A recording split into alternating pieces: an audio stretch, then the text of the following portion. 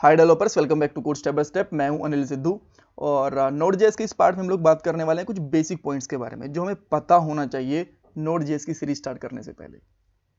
जैसे कि web development के अंदर क्लाइंट एंड सर्वर साइड्स क्या होती हैं, नोड.जेएस कहाँ रन होती है, क्लाइंट साइड पे या फिर सर्वर साइड पे, नोड.जेएस इंटरनली जावास्क्रिप्ट कैसे यूज कर पाती है, और डेवलपर्स बेसिकली कंपनीज के अंदर नोड.जेएस से बनाते क्या हैं। ठीक है, सबसे पहले क्लाइंट एंड सर्वर साइड को समझते हैं। देखो, जब भी हम लोग कुछ भी इंटरनेट से एक्सेस करते हैं ना, तो उसके अंदर दो मशीन्स इन्वॉल्व रहती हैं। एक क्लाइंट मशीन होती है, एक सर्वर मशीन होती है। क्लाइंट मशीन होती है जहां से हम लोग कुछ भी एक्सेस कर रहे हैं। मान लो आपको google.com ओपन करना है आपके लैपटॉप के ऊपर, तो क्लाइंट मशीन से आप एक रिक्वेस्ट भेजते हो, ठीक है, सर्वर के ऊपर, और वो सर्वर फिर आपको google.com का डाटा है वो यहाँ पे भेजता है और फिर यहाँ पे आप उसको देख पाते हो। इस तरीके से रिक्वेस्ट एंड रिस्पॉन्स हमारी चलती रहती हैं। बाद में जैसे कि आपने google.com ओपन कर लिया, कुछ सर्च करा तो उसके लिए फिर से रिक्वेस्ट गई और बाद में इसने रिस्पॉन्स कर दिया, और बाद में आप किसी वेबसाइट के ऊपर क्लिक करते हो वेबसाइट ओपन करने के लिए, तो फिर से रिक्वेस्ट गई और फिर से आपको रिस्पॉन्स मिल गया।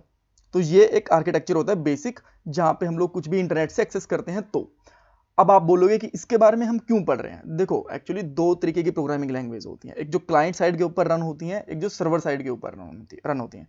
डिफरेंस भी मैं आपको बताऊंगा और किसकी क्या पावर होती है मैं आपको वो भी बताऊंगा।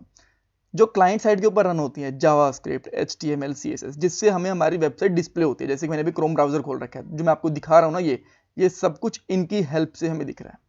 ठीक है, अब जैसे मैंने यहाँ पे slides.com खोला था ना, तो इस मशीन से मैंने एक रिक्वेस्ट करी थी जो सर्वर के पास गई थी और बाद में उसने यहाँ पे रिस्पॉन्स करा था। अब रिस्पॉन्स करने के बाद में जो डाटा आया था ना, वो कुछ API की फॉर्म में था, कुछ अजीब सी फॉर्म में था, बाइनरी फॉर्म में कह सकते हो आप। तो उसको यहाँ पे जावास्क्रिप्ट, HTML, CSS इसको आपको देखने लायक बना देते हैं। ठीक है, तो दो तरीके की प्रोग्रामिंग लैंग्वेज में एक चीज हमने समझ ली, क्लाइंट साइड की लैंग्वेज, जो होती है सर्वर साइड की लैंग्वेज, जो कि डाटाबेस से कनेक्ट करती हैं और अपने फाइल सिस्टम से कनेक्ट करती हैं, डाटा को स्टोर करके रखती हैं, जैसे कि नोड.जेएस।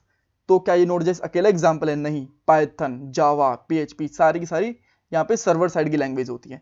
जो भी लैंग्वेज आपसे ये पता चले ना कि आप डाटाबेस से कनेक्ट कर पाते हो, वो एक सर्वर साइड लैंग्वेज ही होती है।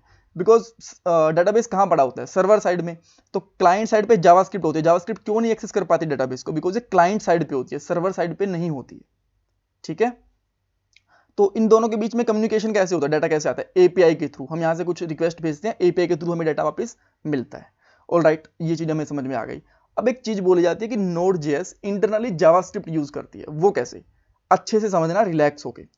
जो क्रोम ब्राउजर होता है ना, उसके अंदर हमारी जावास्क्रिप्ट एग्जीक्यूट होती है, बट क्रोम ब्राउजर एग्जीक्यूट कैसे करता है? इसके अंदर एक इंजन होता है, V8 इंजन बोलते हैं हम जिसको, ये V8 इंजन का लोगो है।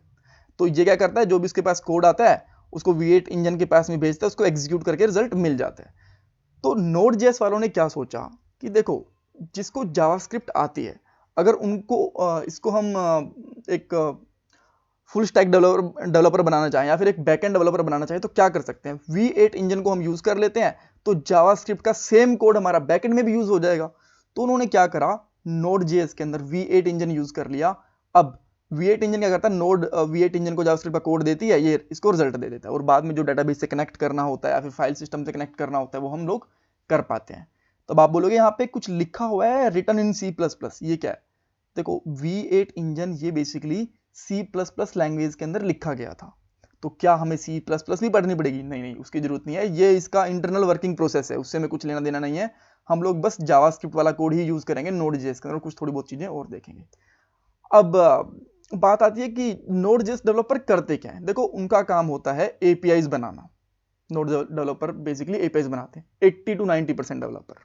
ठीक है, उसके बाद में क्या करते हैं, ताकि हम लोग जो क्लाइंट साइड है और सर्वर साइड को कनेक्ट कर पाए। कनेक्ट कैसे कर पाते हैं? ऑब्वियसली API के थ्रू। जो मैंने ये वाली स्लाइड दिखाई थी ना आपको, जो रिक्वेस्ट के अंदर हम लोग बोलते हैं कि हमें एक API से डाटा दो और बाद में ये API से ये हमें रिस्पॉन्स मिल जाता है। तो बेसिकली APIs हम बनाते हैं नोड.जेएस के अंदर।